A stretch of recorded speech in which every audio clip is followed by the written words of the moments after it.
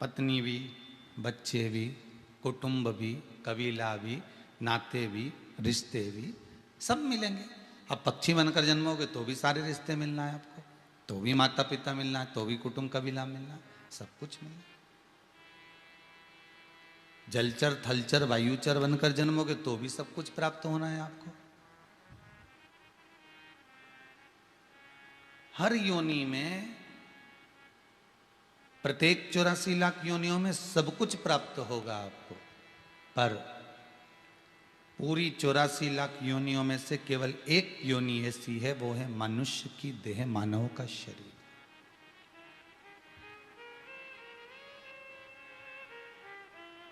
इस योनि में सब कुछ तो मिला, पर इस योनि में जो सबसे कीमती है वो है सत्संग। इस योनि में सबसे कीमती वो है जो भगवान का भजन।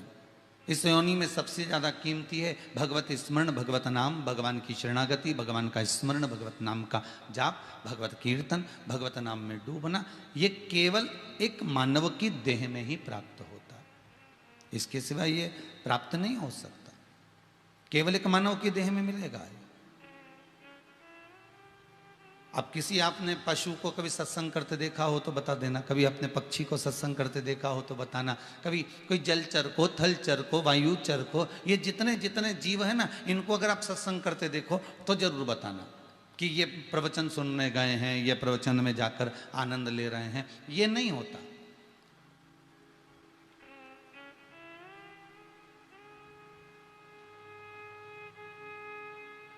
हाँ, जीव भगवान की शरणागति जरूर ले लेता है, अगर उसका पूर्व का प्रारब्ध बड़ा प्रबल हो तो।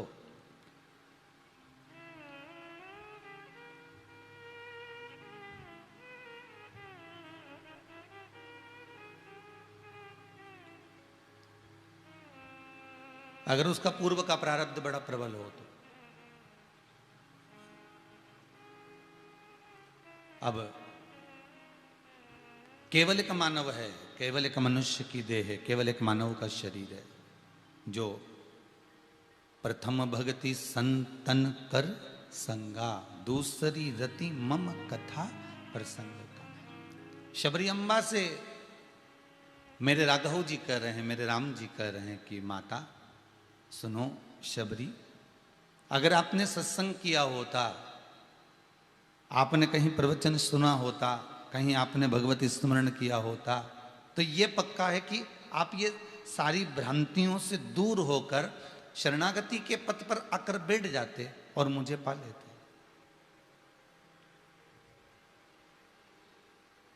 भगवान को पाने का सबसे सुंदर तरीका कौन सा है? आप बहुत दिनों तक आप भगवान को दिया बत्ती लगाओ, क्या भगवान मिल जाएगा? आप रोज अगरबत्ती लगाओ तो क्या भगवान मिल जाएगा? एक लोटा पानी चढ़ाओ तो क्या भगवान मिल जाएगा? ऐसे तो समुद्र के किनारे पर कोई भी शिवलिंग रख देता है, समुद्र की लहरें रोज शंकर जी का अभिषेक करती है, तो क्या समुद्र को भगवान मिल जाएंगे? नहीं।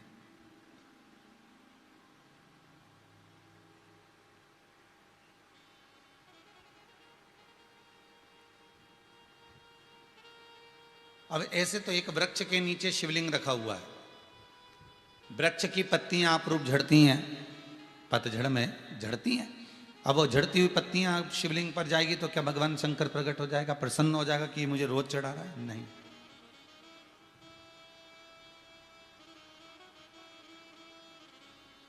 आप रोज अगरबत्ती भी लगा रहे हो, आप रोज दिया भी लगा रहे हो, आप रोज धूप बत्ती भी लगा रहे हो, आप रोज भगवान का पूजन श्रृंगार भी कर रहे हो, तो क्या भगवान प्रकट हो जाएगा, प्रसन्न हो जाएगा, या आपके सम्मुख में आकर खड़ा हो जाएगा? नहीं। ये ऊपरी बनावट से भगवान नहीं मिलता। फिर वही वाली बात आ गई, भगवान शंकर को पाने के लिए कौन से कलर के कपड़े पहनूं कि भगवान मुझे मिल जाए? शिव महापुराण की कथा कहती है भगवान को पाने के लिए कपड़ा बदलने की जरूरत नहीं पड़ती, भगवान को पाने के लिए मात्र कलेजा बदलने की जरूरत पड़ती है। कपड़े तो आप कितने भी चेंज कर सकते हो, कपड़े तो आप कितने भी बदल सकते हो, पर चित्त वृत्ति, ये मन, ये कलेजा, ये वृत्ति, ये चित्त, ये भाव आप जब बदल लोगे तब भगवान को मिलने में देरी नहीं लगेगी। आपका निर्मल मन सो मोहि पावा, मोहि छल छिद्र कपट ना भावा। भगवान कहते हैं मुझे केवल अगर किसी चीज़ से रिझाया जा सकता है, अगर मुझे किसी चीज़ से अगर मनाया जा सकता है, मुझे किसी चीज़ से अगर तुम मुझे रिझा सकते हो तो अपना दिल मुझे दीजिए, अपना भाव मुझे दीजिए, अपनी चित्तवृत्ति मुझे दीजिए, अपना मन मुझको दे दीजिए।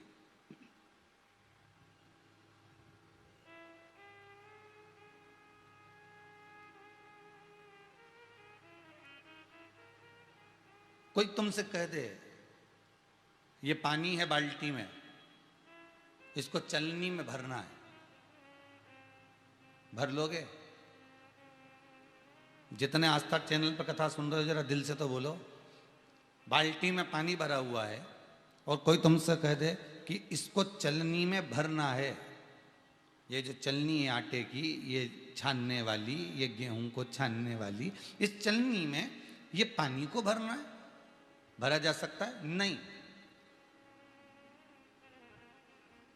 फिर वो व्यक्ति जो चलनी में पानी भरना चाहता है और भरा नहीं रहा, वो किसी सदगुरु की शरण चले जाता है और सदगुरु की शरण में जाकर कहता है गुरुदेव मेरी परीक्षा ली जा रही है। गुरुजी ने पूछा कैसी परीक्षा? गुरुदेव वो चलनी में पानी भरने का बोल रहा है, मैं कैसे भर सकता हूं? गुरुजी बोले इतनी सी बात के लिए टेंशन लेकर बैठा है, पानी की बाल्टी को उठा ले जा और एक काम कर फ्रिज में रख दे, जब वो पानी कठोर हो जाए, बर्फ बन जाए, चलनी में लेके बैठ जा। पानी कैसे नहीं आएगा?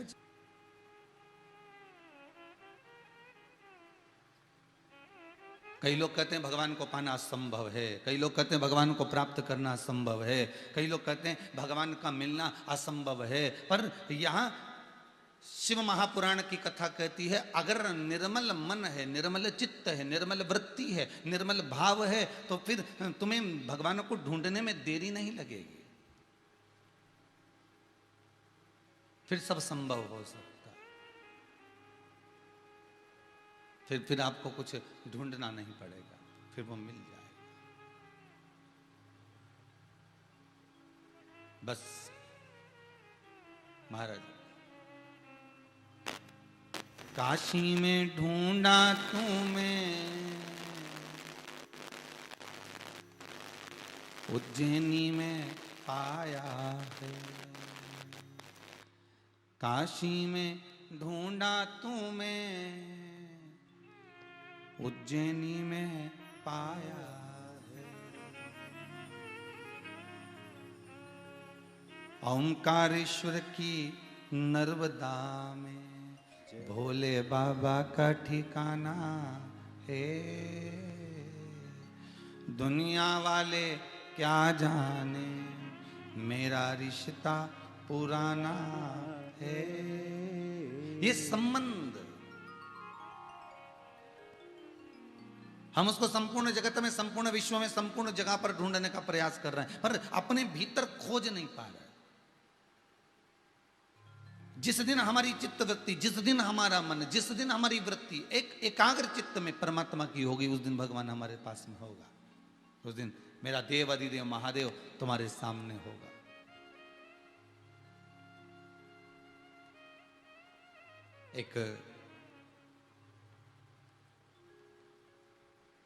एक बार देवाधिदेव महादेव विराजमान थे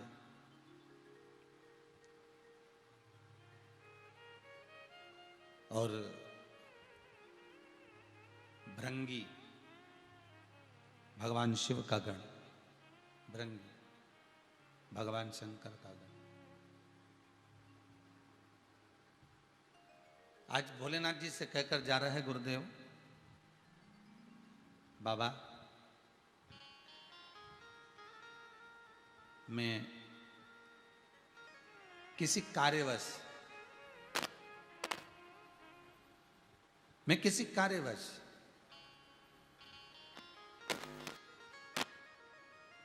मुझे कहीं जाना है भोलेनाथ, मुझे किसी कार्यवश जाना है भोलेनाथ, आप कृपा करें, दया करें, जिससे मेरी यात्रा मंगलमय हो, मैं आराम से जाऊं। भृंगी को देखकर भगवान शंकर बोले तुम्हें हमें छोड़कर जाने की कौन सी जरूरत पड़ गई? तुम हमको छोड़कर जा रहे हो तो तुम्हें जाने की जरूरत क्या है? क्यों जा रहे हो? काहे के लिए जा रहे हो? क्या काम आ गया ऐसा? जाने का कारण क्या है? तब तब उसी समय पर भृंगी बोला, प्रभु जाना तो पड़ेगा, आप ही के काम से जा रहा हूं, बस मेरे को थोड़ी देर का समय दीजिए। और भृंगी प्रणाम कर कर नमन कर कर चले गया। जब भृंगी जाने लगा, जाते जाते उसको प्यास लगी। अब उसको प्यास लगी तो उसने सोचा मेरे को पानी पीना है। एक सुंदर सा जलाशय था, उस जलाशय का पानी उस भृंगी ने बड़े प्रेम से पात्र में भरा और भरकर उसको पिया। पिया तो उसको बड़ी तृप्ति हुई, कितना मीठा जल है, कितना सुंदर जल है, कितना निर्मल जल है, कितना शीतल जल है। उस भृंगी ने उस जल को पी लिया तो उसके मन में आया, इतना सुंदर जल तो मैंने कभी पिया ही नहीं था। और भृंगी ने वहीं से एक पात्र में जल और भरा और वो जल लेकर भृंगी सीधे शंकर जी के पास आ गया। अब वो गांव नहीं गया, अब वो कहीं जाने वाला था तो वहां नहीं गया, वो सीधे शिव जी के पास आया। और शंकर जी के पास आकर उस भृंगी ने उस पात्र को जिसमें जल भरा था वो पात्र शिव जी को दिया। भोलेनाथ जी ने पूछा, तू तो वापिस आ गया रे भृंगी, तू तो कह रहा था कि मेरे को जाना है, फिर तू वापिस कैसे आ गया? भृंगी बोला, भोलेनाथ जी आज मैंने एक कुएं का जो जल पिया ना, मुझे प्यास लगी, बड़ा सुंदर जल मिला, बड़ा शीतल जल मिला, बड़ा आनंद करने वाला, बड़ा मीठा जल मिला, इसलिए मैं आपके लिए लेकर आया हूं। अब जल लिया, शंकर जी को दिया। भोलेनाथ जी ने पूछा, इस जल का क्या करूं, चढ़ा दे मेरे ऊपर? शिव जी बोले, जैसे चढ़ाने को। भृंगी बोला, ये चढ़ाने का नहीं, ये पीने का है, ले आप जल पीजिए। भोलेनाथ जी ने जल लिया, आचमन किया। जैसे ही शंकर जी ने आचमन किया, पानी पीकर भगवान बोले, भृंगी तू पानी बहुत अच्छा लाया, तू जल बड़ा सुंदर लेकर आया, बड़ा शीतल है, बड़ा निर्मल है, बड़ा मीठा है। वाह वाह प्रभु, आपको पसंद आया ना प्रभु? भगवान बोले, बिल्कुल पसंद आया, बिल्कुल। बाबा ने जल को पिया, थोड़ी देर बाद वही जल बाबा ने उठाकर पार्वती जी को दिया, ले जगत जननी ये जल लीजिए।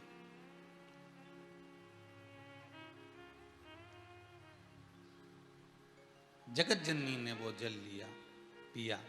वाह वाह प्रभु, भृंगी एक बात तो है बेटा, बड़ा सुंदर जल लेकर आया है, बड़ा मीठा जल लेकर आया है, बड़ा शीतल जल लेकर आया है, तो पीने के लिए बहुत बहुत सुंदर जल लाया। पास में बैठे थे श्री कार्तिकेय महाराज, माता ने कार्तिकेय जी को दिया, कार्तिकेय जी ने जो मुख में लिया तो कुल्ला कर दिया।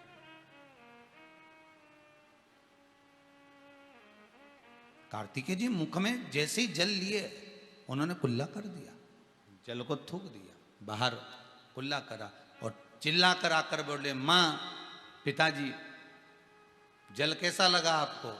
मां बोली, बहुत मीठा था। पिताजी बोले, बहुत मीठा था, बहुत निर्मल, बहुत शीतल। आपको पानी खारा नहीं लगा? कितना गंदा जल लेकर आया है भृंगी, इसकी बुद्धि कहां चली गई? ऐसा खारा जल लेकर आया, बताओ ये कोई जल पीने लायक है? कितना दुर्गंध आ रहा है उस जल में से, कितना खारा जल है जो लेकर भृंगी आया है। और आप कह रहे हो कि बड़ा मीठा जल है, बड़ा निर्मल जल है। एक घुट मेरे कंठ पर ना गया, मेरे को थूकना पड़ा। ये पीने लायक जल है? भगवान शिव और पार्वती दोनों बोलना चालू करे तो क्या बोलें। भगवान शंकर ने कहा, कार्तिकेय स्वामी तुम भृंगी के लाए हुए जल को देख रहे हो, जल को पी रहे हो, और हम भृंगी के लाए हुए निर्मल भाव को देख रहे हैं, निर्मल भाव को पी रहे हैं। जब उसने पानी पिया, उसकी बुद्धि में यह नहीं आया कि मुझे दूसरे के लिए लेकर जाना है, उसकी बुद्धि में चित्त में ये नहीं आया कि इस जल को मेरे को घर लेकर जाना है, इस जल को मैं जहां जा रहा हूं वहां तक लेकर जाना है, इस पानी की बोतल को भरकर मैं अपने वहां तक जा रहा हूं ना तो वहां तक लेकर जाना। जब उसने पानी की बोतल को भरा, जब उसने जल को पिया, पीते सही उसकी चित्त वृत्ति में ये तो आया कि मुझे शंकर जी के लिए लेकर जाना है, और जाते जाते आधे मार्ग से वापिस आ जाना और आकर मुझे जल पिलाना। ये निर्मल मन नहीं तो क्या, ये चित्त वृत्ति निर्मल नहीं तो क्या? अगर चाहता तो बोतल लेकर चले जाता, चाहता चाहता तो कलश में जल भरकर अपने जहां जा रहा था वहां चले जाता, चाहता तो पानी भरकर अपने घर के लिए, परिवार के लिए, कुटुंब के लिए ले जाता। पर उसकी चित्तवृत्ति में यह आ गया था कि यह पानी मैं शिव को पिलाऊंगा, यह पानी मैं शंकर को पिलाऊंगा। शास्त्र कहता है, शिव महापुराण की कथा कहती है कि पुष्प अच्छा है, बुरा है, पुष्प सूखा है, गीला है, यह मायना नहीं रखता। बस पुष्प भले तुम शिव को चढ़ाए ना चढ़ाए, शिव महापुराण की कथा तो इतनी कहती है कि अगर दिल से भी आपने दे दिया तो भगवान ने उसको स्वीकार कर लिया। और सरल भाषा में सुनिए,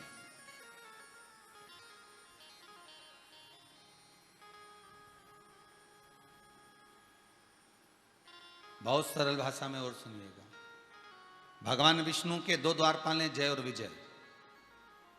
आपने बार बार भागवत में सुना होगा, बार बार शिव महापुराण में, विष्णु पुराण में, अग्नि पुराण में, पद्म पुराण में, जितनी पुराणे आती हैं उनमें आपने वर्णन सुना होगा कि जय और विजय ये भगवान विष्णु के दो द्वारपाल हैं। और ये कोई साधारण नहीं है।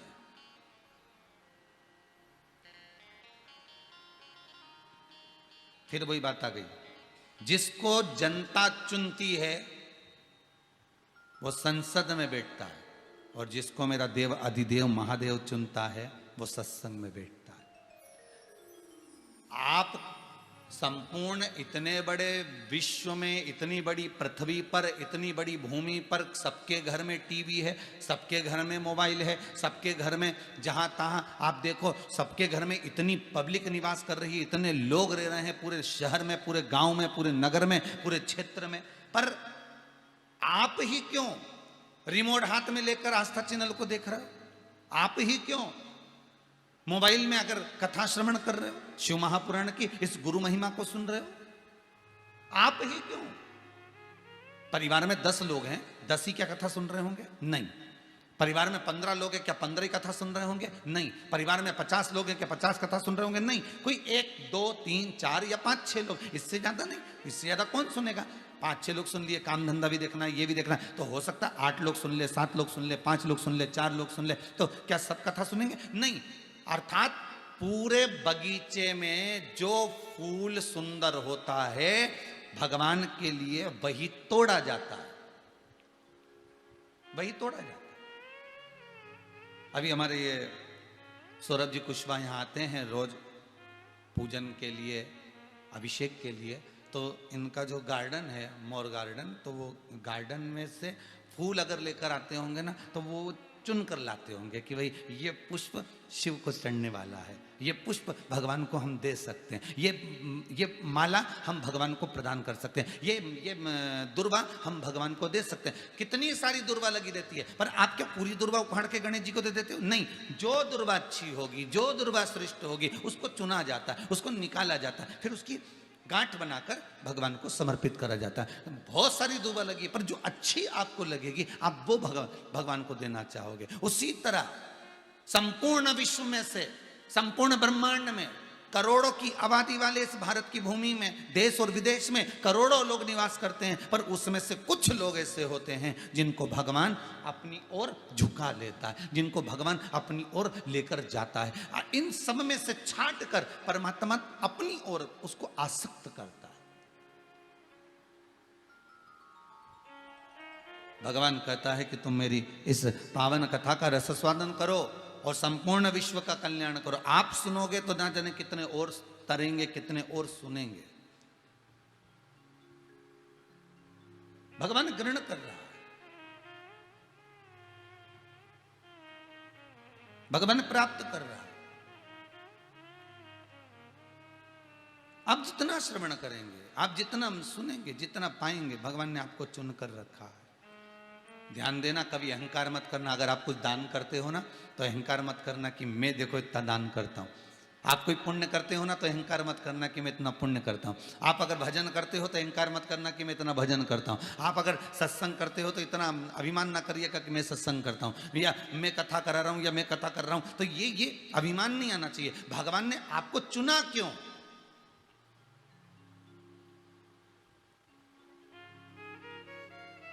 कितने बड़े बड़े सेठ पड़े हुए हैं, भगवान उनसे दान करवा देता। भगवान उनसे कथा करवा देता, भगवान उनसे पुण्य करवा देता, पर उनसे नहीं कर रहा। भगवान ने आपको क्यों चुना? उसका कारण होगा कि भगवान के आप करीब होगे। बार बार काम किसको बताया जाता है? जो नजदीक में होता। जा बेटा ये करिए, तो जा ये कर लेना। जो नजदीक में होगा, जो करीब में होगा, जो पास में होगा, बार बार उसको काम बताया जाएगा। हाँ, अगर आपको काम नहीं करना है तो आप दूरी बना लो, फिर आपको कोई काम नहीं बताएगा कि ये करना। सास बहू को बार बार काम क्यों बताती है? क्योंकि बहू के करीब में सास रहती है। तो बहू को लगता है कि मेरे ससुर तो कभी मुझे कोई काम नहीं बताते, क्योंकि ससुर दूरी है, सास करीबी है। ससुर आएगा तो केवल अगर दुकान से, व्यापार से, फैक्ट्री से, आदि आदि जगह से व्यापार कर कर आएगा तो शाम के समय आएगा, वो क्या काम बताएगा? पर सास के साथ बहू को दिन भर रहना है, इसलिए सास बहू को काम बताती रहती, बेटा ये कर ले, बेटा ये काम कर लेना, बेटा ये काम कर ले, जो करीब में है। अब बहू को ये अभिमान नहीं आना चाहिए कि बताओ मैं ही सारा काम कर रही हूं। ऐसा बहू की चित्तवृत्ति में नहीं आना चाहिए। क्यों? क्योंकि बहू तो आज आई है, इससे पहले तो करती बुढ़िया ही थी। इससे पहले तो जो अम्मा है, डोकरी है, बुजुर्ग है, करता तो वही थी, उसके सिवा कौन करता? तो ये अभिमतता ना है, वो तो तुम करीब में आ गए, तुम नजदीक में आ गए। जो बेटा करीब में रहता है उसी को कहा जाता है। एक माता पिता के अगर 3-4 बेटे हैं, 4 बेटे में से 3 कहीं रह रहे हैं, एक बेटा माता पिता के पास में रह रहा है, तो माँ उसी बेटे को कहेगी, जा बिजली का बिल जमा करिया, जा नल का बिल जमा करिया, जा ऐसा करिया, जा वैसा करिया। वो बेटे से कहेंगे। और बेटे की पत्नी कहेगी, बताओ मम्मी तुमको काम बोलती हो, तीनों तो ऐस की जिंदगी जी रहे, तीनों अपनी अपनी जगह पर रह रहे, और तुमको काम कर रही है। तो उसका कारण क्या है? वो दूर रह रहे हैं, वो दूरी बना कर रह रहा है, उससे कह नहीं सकती। जो करीब में है, कहा उसी से जाता। शिव महापुराण में वही जाता है। शिव महापुराण की कथा में मन उसी का लग पाता है। शंकर की कथा में भले तुम आस्था चैनल पर कथा सुन रहे हो, भले तुम मोबाइल पर, फेसबुक पर कथा श्रवण कर रहे हो, तुम्हारी चित्तवृत्ति अगर भगवान में लगी है तो उसका कारण यह है कि तुम शंकर के बहुत करीब हो, इसलिए भगवान तुमको पकड़ कर रखा हुआ है और भगवान तुम्हें सुना रहा है। भगवान तुमसे दान पुण्य संकीर्तन स्मरण करा रहा है। ये उसकी कृपा है।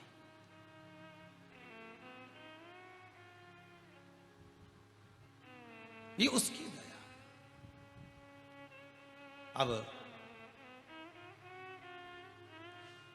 शंकर भगवान बोले कार्तिकेय स्वामी से, कार्तिकेय सुनो, तुम कह रहे हो ना कि इतना खारा पानी तुमने कैसे पी लिया? शंकर भगवान कहते हैं, निर्मल मन सो मोहि पावा। भाव से अगर कुछ दिया जाए तो भगवान कहते हैं मैं उसको स्वीकार करता हूं। कैसे? भाव से।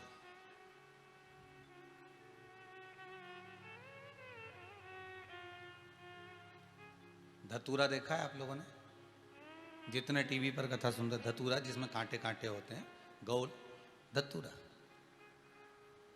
कौन सा देवता है? 33 कोटि देवता में से कितने देवता हैं जिनको धतूरा चढ़ता है?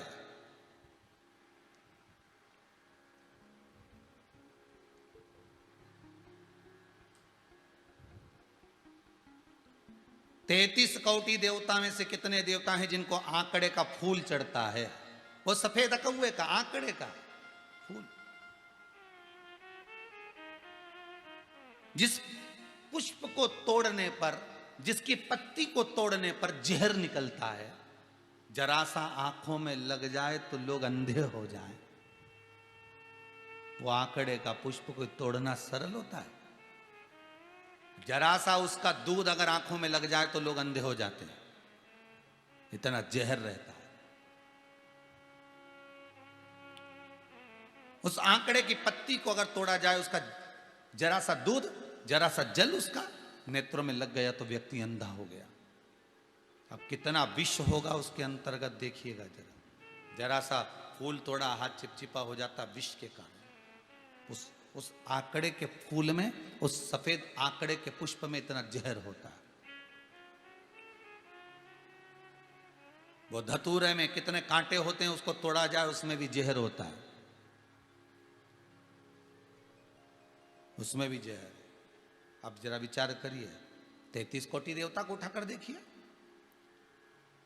आप सारे देवताओं का पूजन करते हो, आपके घर में भी पूजन करते हो, आप जितने लोग कथा सुन रहे हो अपने अपने घर में भगवान का पूजन करते हो, मंदिर जाते हो, देवालय जाते हो, आप कभी वृंदावन बिहारी जी के दर्शन करने जाते हैं, कभी राघव जी के दर्शन करने जाते हैं, कभी माता जी के दर्शन करने जाते हैं, कभी दत्त स्वामी के दर्शन करने जाते हैं, कभी कोई बाबा जी के दर्शन करने के लिए जाते हो, कभी श्री शंकर जी आदि आदि जितने देवता हैं सबका दर्शन करने जाते हो, सबकी पूजन करने जाते हो। उनके दरवाजे पर अगर कुछ मिल रहा है तो सुंदर मोगरे की माला, सुंदर पुष्प की माला, सुंदर कमल के पुष्प, सुंदर ये सामान, सुंदर प्रसाद, सब कुछ मिलता है। पर एक दरवाजा ऐसा है जिसके दरवाजे पर कुछ सुंदर मिलता ना मिलता, पर उसके दरवाजे पर धतूरा, बेलपत्री, सफेद आंकड़े का पुष्प, पत्ती, ये सब कुछ मिलता है। वो शिव का द्वार है।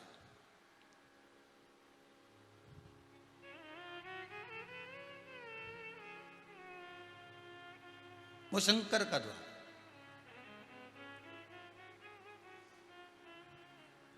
क्यों भैया? सारे देवताओं को एक से बढ़कर एक पुष्प भगवान को समर्पित किया जाता है, एक से बढ़कर एक पुष्प भगवान को देते हैं। फिर शंकर भगवान को धतूरा, कांटे वाला, सफेद आंकड़े का फूल, विष वाला, बेलपत्र, समी पत्र जिसमें इतने कांटे लगे,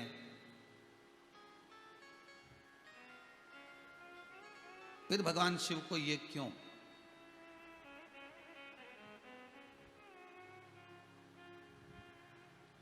श्री देव ऋषि नारद, कथा निकली है तो जरा ध्यान से सुनिएगा, कि सबसे पहला धतूरे का फूल शंकर भगवान को किसने दिया था? आपके बच्चे पूछ सकते हैं आपसे भी, मम्मी ये तुम ये कांटे वाला धतूरा शंकर जी को चढ़ा रही हो, उसको चुभेगा नहीं भगवान को? सबसे पहला धतूरे का फूल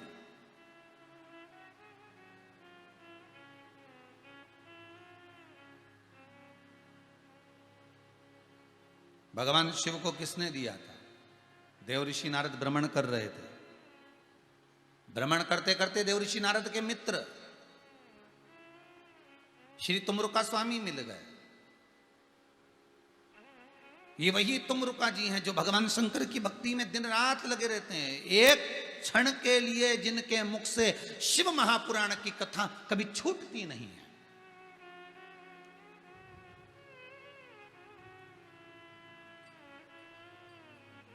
एक क्षण के लिए भी शिव महापुराण की कथा उनसे रुकती नहीं।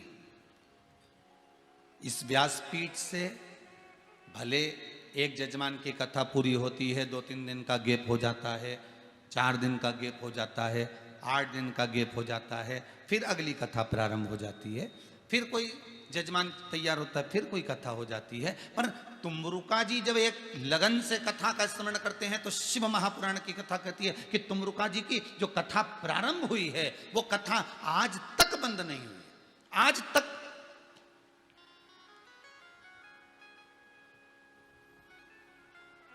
शिव महापुराण की कथा आज तक तुमरुका जी के मुख से बंद नहीं। हमको कभी कभी बड़ा आश्चर्य होता है साहब, बड़ा बड़ा विचित्र लगता है कि आखिर इस कुबेरेश्वर धाम में लोग आते हैं, यहाँ पर आकर चप्पल उतार कर इस भूमि पर खड़े होकर, भले कुबेरेश्वर भंडारी अभी नहीं बैठे, भले मेरे ठाकुर नहीं बैठे, पर चप्पल उतार कर वो खड़े होकर इस भूमि पर जो बोल कर जाते हैं, 3 महीने में भोलेनाथ इनको बुला लेता, 3 महीने में बाबा विश्वनाथ ऐसी कृपा कर देता कुबेर भंडारी कि उनको आना पड़ता, वो तुरंत आ जाते। आखिर इस भूमि का इतना प्रताप क्यों? क्या कारण है? भूमि तो वही है, और ऐसा क्या है इस भूमि में? कितने साल से, लगभग 1.5-2 साल हो गए, लगातार शिव महापुराण की कथा इस भूमि पर चल रही है, लगातार। कल हिसाब जोड़ के बताएंगे कि अभी तक यहां पर इसी व्यासपीठ से, इसी जगह से, इस जगह पर, इस स्थान पर कितनी शिव पुराण हो गई। तो उसका कुछ तो कारण होगा। बाबा ऐसे ही करा देगा क्या? बाबा ऐसे ही बोल देगा? कुछ तो कारण हो सकता है। शिव महापुराण की कथा तुमरुका जी के मुख से निरंतर बह रही। तुमरुका जी कैसे हैं? देव ऋषि नारद जैसी वीणा उनके हाथ में, करताल हाथ में, देव ऋषि नारद जैसा शरीर है उनका, बस मुख घोड़े का लगा है, मुख घोड़े का। अच्छा, कई लोग कहते हैं गुरुजी जब इतने विद्वान हैं, इतने ज्ञानवान हैं, तो इनको घोड़े का मुंह लगाने की क्या जरूरत थी? नंदी भगवान शंकर का इतना प्रिय गण है, क्या नंदीश्वर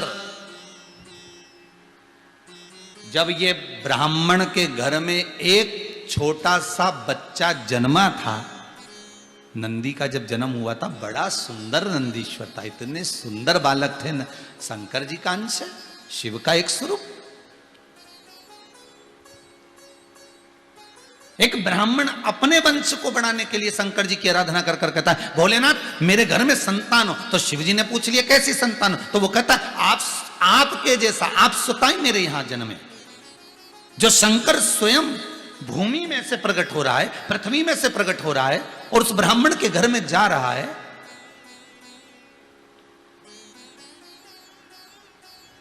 स्वयं भगवान, और ब्राह्मण ने उसका नाम रख दिया नंदीश्वर।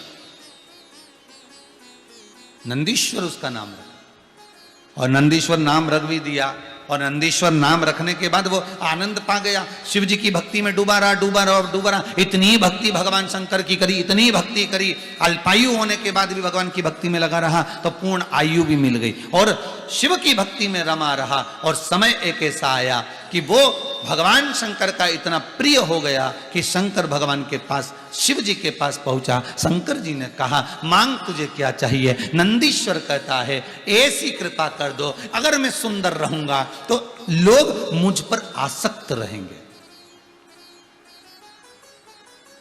अगर मैं सुंदर रहूंगा तो लोग मुझ पर आसक्त रहेंगे। प्रभु कृपा ऐसी कर दीजिए, मेरा मुख पशु का लगा दीजिए। कौन मांग रहा है? नंदीश्वर। मेरा मुख पशु का लगा। शिव जी मुस्कुराकर बोले भाई अगर पशु का मुख लग जाएगा ना तो कहीं विवाह शादी भी नहीं होने वाली है, ब्याह में नहीं होगा तेरा, शादी विवाह नहीं होगा, भले नहीं हो। शंकर भगवान अगर कृपा करें तो पत्थर पे फूल खिला दे, तो ये ब्याह शादी तो आपके हाथ में है, जन्म मरण परण तीन तो आपके हाथ में। मेरे को क्या सोचना उसमें?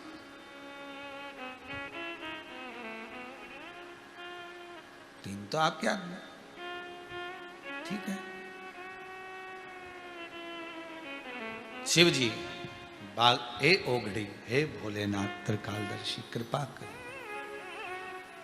शंभु कृपा करिए, मेरा मुख आप इसको पशु का मुख लगा दीजिए। इंसान के, मनुष्य के धड़ पर शंकर भगवान ने बेल का मुख लगा दिया, पशु का मुख, बेल का मुख लगाया। भगवान शिव इतने प्रसन्न हुए कि मेरे लिए तूने अपने रूप का त्याग कर दिया, तू मेरा प्रिय गण होगा, मेरे स्थान के सामने तेरा स्थान होगा। जितनी आराधना लोग मेरी करेंगे उतनी आराधना तेरी करेंगे। मुझे पाने के लिए संसार के लोग तेरी प्रार्थना करेंगे। और सुन नंदी, आज तुझे वचन देता हूं नंदी, तुझे वचन देता हूं नंदी, सुन। कोई अनभिज्ञ व्यक्ति जिसको कोई मंत्र नहीं आता, कोई साधना नहीं आती, कोई श्लोक नहीं आता, पूजन नहीं आती, अर्चना नहीं आती, अनुष्ठान नहीं आता, नंदी तेरे कानों में अगर कोई कहकर जाएगा कि मेरे शंकर को मेरे यहां लेकर आना, तो मैं स्वयं नंदी तेर को लेकर उसके दरवाजे तक जाऊंगा। यह वचन मैं तुझे देता हूं। यह नंदीश्वर जिसने अपने रूप का त्याग कर दिया,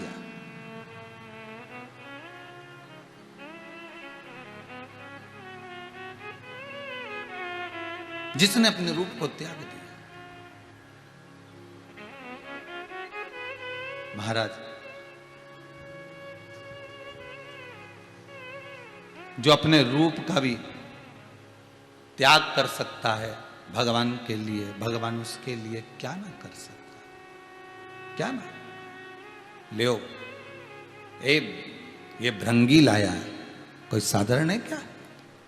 और केवल ध्यान देना, कोई भी वस्तु, कोई भी सामग्री, कोई भी चीज, कोई भी वस्तु, कोई भी सामग्री, कोई भी चीज आप जो लेकर आ रहे हो, अगर दिल से लेकर आ रहे हो तो भगवान उसको स्वीकार करेगा।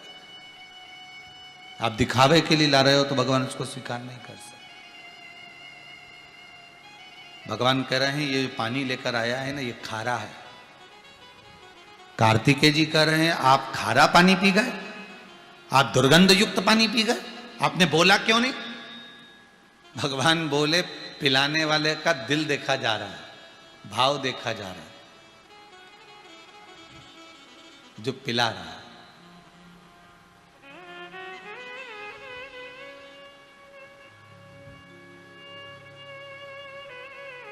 ये मन पिला दो मुझे शाम ओ मस्ती के प्याले, पिला दो मुझे शाम वो मस्ती के प्याले, मेरा डूब जाने को जी चाहता है, तेरा दर्श पाने को जी चाहता है। जो मिले वो भाव से मिले, जो मिले वो निर्मलता से मिले, जो मिले वो आनंद से मिले, तो क्यों नहीं पाऊंगा? कार्तिकेय जी ने कहा मां अगर पिताजी नहीं बोल पाए थे कि पानी खारा है, आप तो बोल सकती थी, तो आप भी तारीफ कर रही हो। माता पार्वती जी ने कहा सुन बेटा कार्तिकेय, अगर कोई निर्मल मन से अगर कोई वस्तु प्रदान करता है, हमारे लिए लेकर आता है, जगत के लिए नहीं,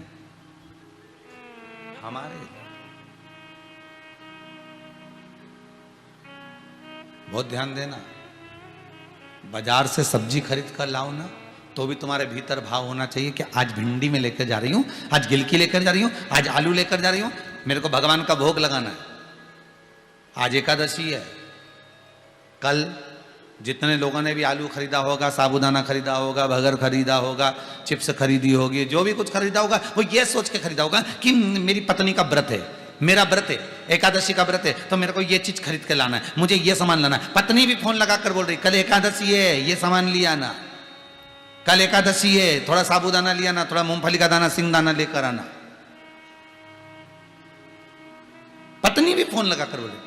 और आज जो देवसोनी एकादशी है, आज देवता जो विश्राम कर रहे हैं, चातुर्मास का आनंद प्रारंभ हो रहा है, तो सब घर घर से लोग गए जरा सामान खरीद लाना, चातुर्मास प्रारंभ हो रहा है, एकादशी है, आज जरा ले आना। और आपने किसके लिए मंगवाया? साबूदाना का कल बेटे का फरियाल उसके लिए बना दूंगी, उसके लिए ये राजगिरे का हलवा बना दूंगी, उसके लिए खीर बना दूंगी। पर तुम्हारी चित्तवृत्ति में ये सब समाया हुआ था कि मेरे को ये बनाना है, मेरे लिए ये बनाना है, बेटे के लिए ये बनाना है, अम्मा जी के लिए बनाना है, माता जी के लिए बनाना है, पिताजी के लिए बनाना है। पर आपकी चित्तवृत्ति में यह नहीं आया कि सब्जी लेने गए, सामान लेने गए, तो अपने पति से या पति भी ये कहता कि मुझे जो कुछ खरीदना है वो परमात्मा के लिए खरीदना है। कल मेरे एकादशी है, मेरे भगवान की कल भोग की थाली आएगी, उसमें मुझे ये पदार्थ रखना है।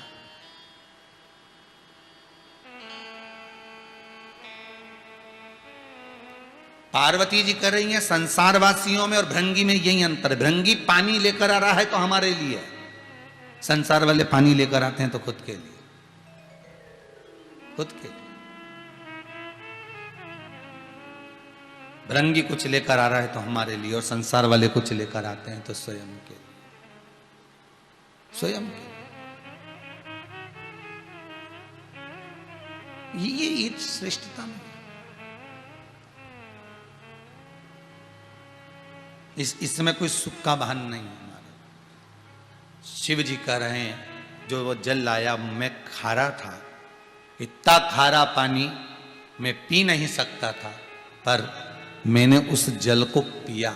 उसका कारण केवल इतना था कि वो जो भाव से लेकर आया था उस भाव से पिया। कार्तिकेय जी महाराज को थोड़ा सा भाव में जागृतता आई कि बताओ इतना अच्छा जल छोड़कर पिताजी ऐसा जल पी गए, माताजी ऐसा जल पी गए, और भृंगी की इतनी तारीफ कर रहे हो। भृंगी फिर भृंगी से कहा भगवान कार्तिक ने, पहले शिव जी से कहा, फिर पार्वती से कहा, पार्वती के बाद में भृंगी से कहा, क्यों रे ऐसा पानी भरकर लाया स्वामी को पिलाने के लिए, अपने स्वामी को पिलाने के लिए तू ऐसा पानी लेकर आया जो खारा है।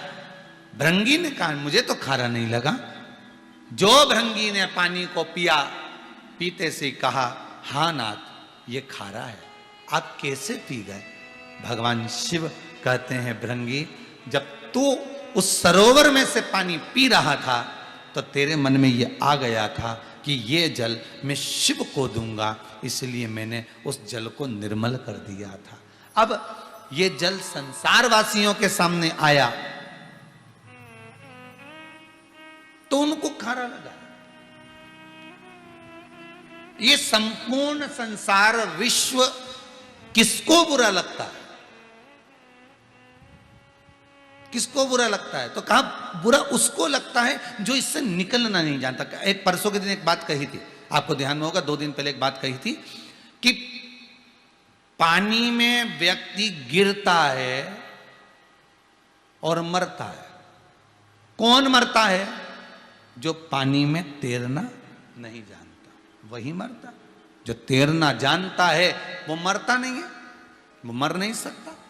संसार सागर में तुम्हें पटका गया, भव सागर में तुम्हें पटका गया, ये संसार में, परिवार में, कुटुंब में, कबीलों में, नातों में, रिश्तों में, सबके भीतर तुम्हें पटका गया। बस इतना तुम्हें आना चाहिए, इसमें से तैरना, इसमें से बाहर निकलना, ये तुम्हें आना चाहिए। और बाहर निकलने का तरीका कौन सा है? तो कहा प्रथम भगति संतन कर संगा, अर्थात तुम्हारा प्रथम भाव यही होना चाहिए कि मैं सत्संग में जाऊं, मैं कथा में जाऊं, मैं भजन में, मैं कीर्तन में, मैं स्मरण में, मैं नाम जाप में पहुंच जाऊं। जब मैं भगवान की भक्ति में रम जाऊंगी तो इस संसार सागर से, भव सागर से बाहर निकल जाऊं।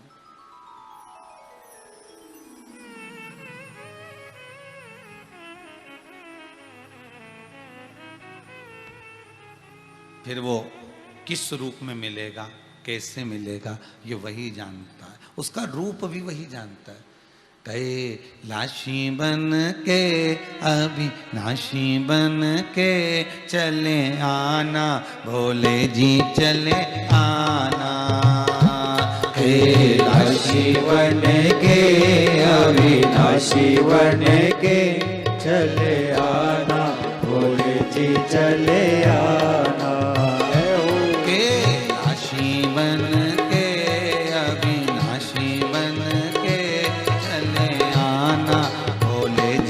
चले आना, कैलाशी बन के अविनाशी बन के चले आना, भोले जी चले आना। तुम महाकाल रूप में आना, तुम महाकाल रूप में आना। महाकाली को संग में संग में लाना। त्रिशूल हाथ लेके, डमरू साथ लेके चले आना, भोले जी चले आना। त्रिशूल हाथ लेके, डमरू साथ लेके चले आना, भोले जी चले आना।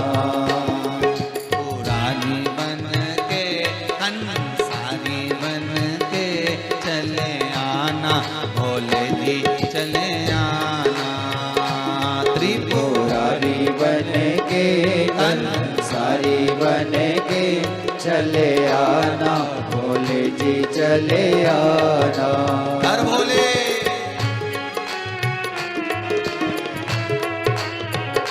जय हो।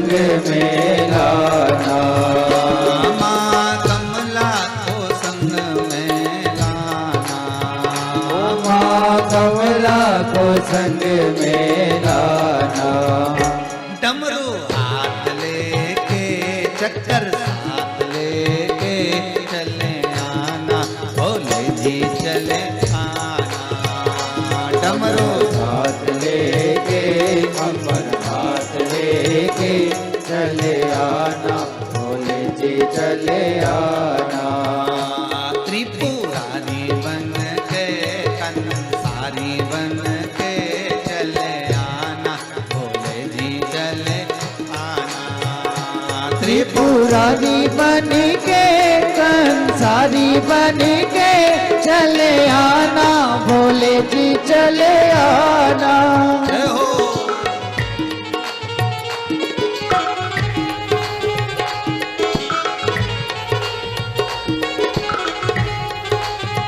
हर भोले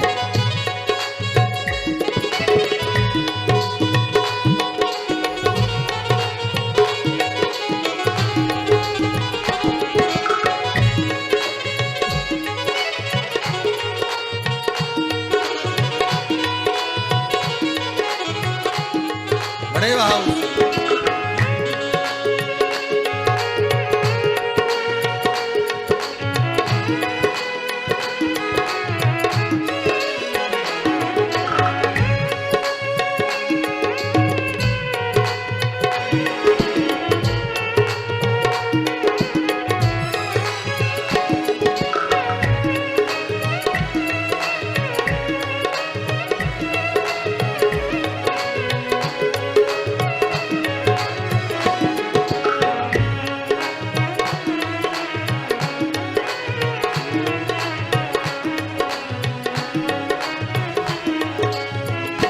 तुम तारे रूप में आना, तुम तारे रूप में आना, ओ तुम तारे रूप में आना, तुम तारे रूप में आना, माता तारा को संग में लाना, माता तारा को संग में लाना, माता तारा को संग में लाना, माता तारा को संग में लाना, कमल हाथ लेके छड़ी साथ लेके चले आना, भोले जी चले आना, कमल हाथ लेके छड़ी साथ लेके चले आना,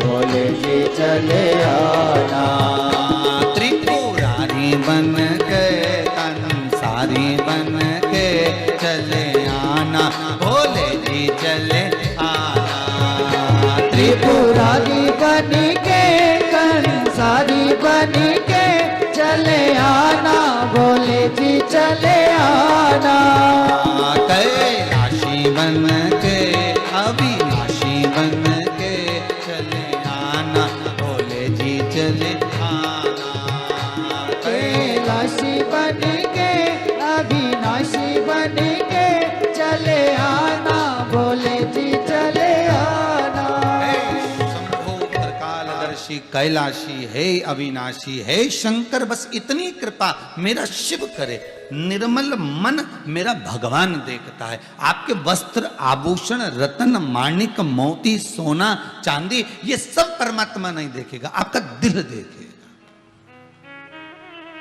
संसार के लोग आपकी वस्तुएं देखेंगे, भगवान आपका हृदय देखेगा।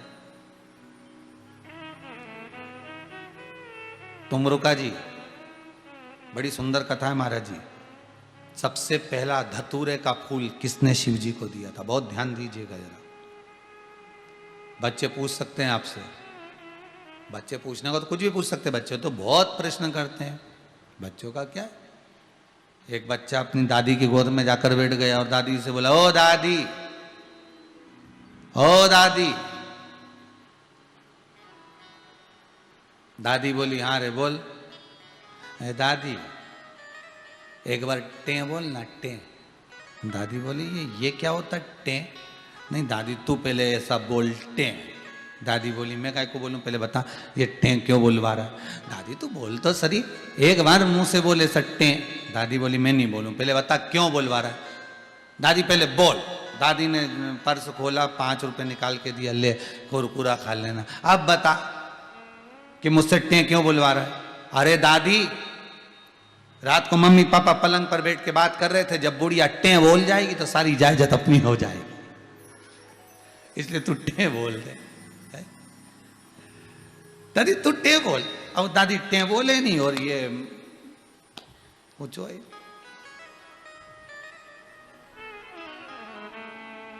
बच्चे बच्चे होते हैं, कुछ भी प्रश्न कर लेते हैं, उनके मन में आना चाहिए। बस बच्चों का प्रश्न करने का कोई तरीका नहीं होता।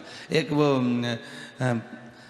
बच्चा अपनी दादी के पास जाकर बोला ओ दादी ओ दादी। दादी बोली क्या है? वो पड़ोस में लल्लू रहता था ना, हाँ उसके यहाँ पर आज नुक्ती बनी है, सेव बना है, रायता बना है, आलू चना की सब्जी बनी है, पूड़ी बनी है, सेव बना है। तो दादी बोली बेटा उनके घर तो बने गई, क्योंकि उनकी दादी मर गई तो आज वो 13वां है, 12वां।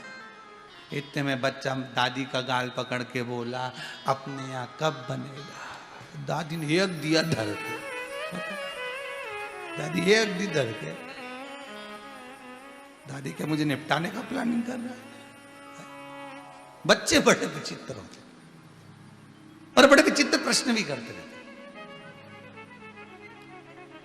बहुत विचित्र प्रश्न।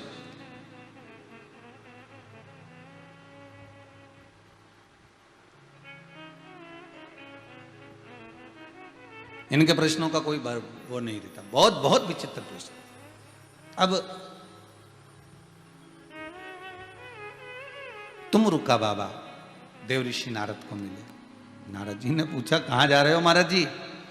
तुम रुका जी बोले नारद तुम इतने दिनों के बाद मिले हो? नारद को तुम रुका जी ने हृदय से लगा लिया।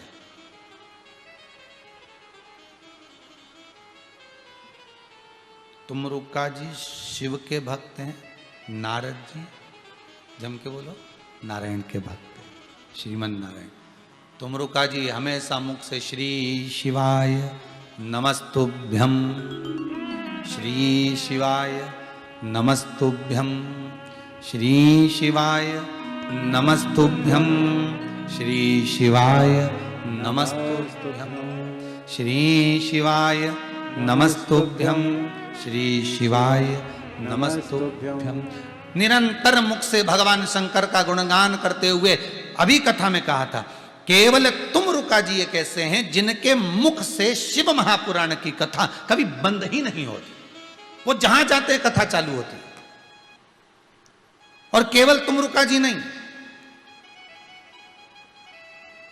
1-1.5 साल से जो आप ऑनलाइन शिव महापुराण की कथा सुन रहे हो, जितने भी लोग आस्था चैनल पर कथा सुन रहे हैं, मोबाइल पर कथा सुन रहे हैं, फेसबुक यूट्यूब पर कथा सुन रहे हो, जितने भी लोग कथा श्रवण कर रहे हो, ये मेरा विश्वास कहता है कि केवल तुम रुका अकेले शिव महापुराण की कथा को लगातार नहीं बाच रहे। ये मेरा विश्वास कहता है जितने लोग इस शंकर की कथा को सुन रहे हैं, ये भी रोज शंकर की कथा को बाच रहे हैं। बस अंतर इतना है कि रोज किसी ना किसी से चर्चा निकल ही जाती है। आज सीहोर वाले महाराज जी ने ये बताया था, आज शिव महापुराण में हमने ये सुना था, आज शंकर जी की कथा में हमने ये सुना था। मतलब कोई आया और आपने उससे बात निकाली, मतलब शिव पुराण चल रही है, शिव पुराण बंद हुई नहीं, लगातार चालू है।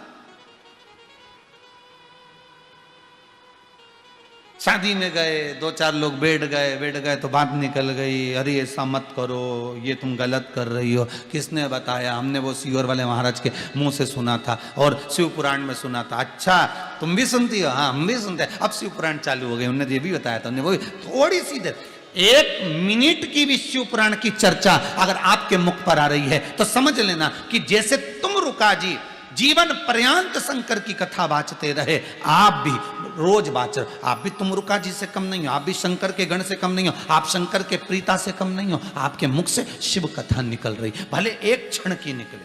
पत्नी पति से कह देती है सुनो आज मैंने कथा में ऐसा सुना था, मतलब शिव पुराण चालू है। बच्चे पापा से कहते थे, पापा आज कथा आ रही थी ना, दादी सुन रही थी, हमने भी सुन ली थी थोड़ी देर, उसमें महाराज जी ने ये बताया था, उसमें जी भजन गाया था, मतलब कथा चालू है। मेरा विश्वास कहता है इस शिव महापुराण के आप जितने श्रोता हो, जिस दिल से आप इस कथा को सुन रहे हो, वो कथा का प्रसार, वो कथा का प्रसाद, आप उस कथा का वाचन रोज कर रहे हो। हम तो 3 घंटा यहाँ कथा बाज देते हैं, पर उसके बाद में तो आप भी तो 2-3 घंटा बाज देते हो। कहीं ना कहीं कोई प्रसंग छिड़ जाता है, बातचीत हो जाती है, दुकान पर गए तो कोई कथा सुनता दिख जाता है तो बात हो जाती है, भैया क्या बात है, कौन सा कथा सुन रहे हो मोबाइल पर, अरे वो कथा चल रही है, शिव महापुराण की कथा आ रही है, सियोर वाला महाराज बाच रहा है, तो आपके मुख से निकल जाता है कि हमने कथा सुनी, हम कथा सुन रहे हैं, हमारी चित्तवृत्ति में वो बैठी है।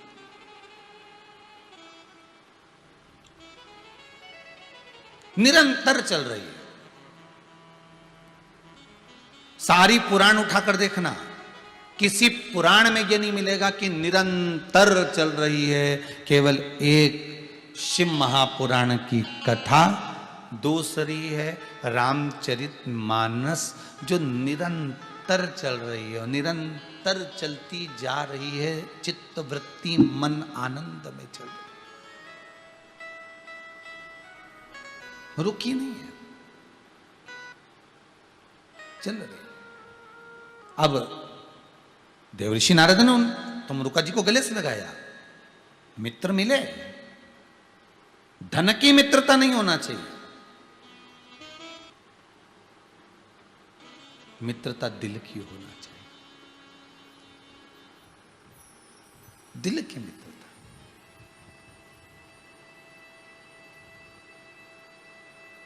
कितना सुंदर प्रसंग है। भगवान कृष्ण भी शिव के भक्त हैं और सुदामा जी भी